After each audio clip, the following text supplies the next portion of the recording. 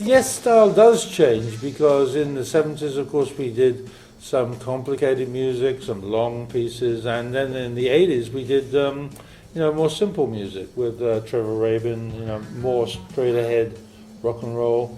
And so that was a challenge too, to do something more simple.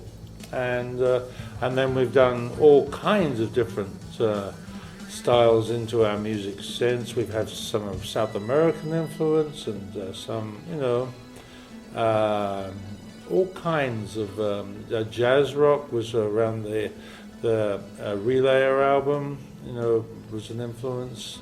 So yes, changes here and there. This is, I think, why we survive, because we are flexible. There was a period like 73, 74 when yes, we're doing some really crazy music, anti-commercial, and it seemed anything you did was successful and didn't hamper your commercial success at all. Was it sort of how do you look back on this era when? Well, we were lucky that we had a big fan base, and at the time people were very into the musicianship we were putting into the music, and John Anson, of course, wrote very esoteric lyrics, and but I think people were smoking a lot of pot then. But they still are today, so this is a good thing.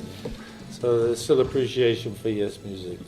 Can you briefly try to explain what the compositional creative process was in Yes at the time? It seemed John Anderson had those big ideas, conceptual ideas like Heart of the Sunrise, being about alienation in the city and stuff, and you contributed various bits and put them together in sort of a collective process.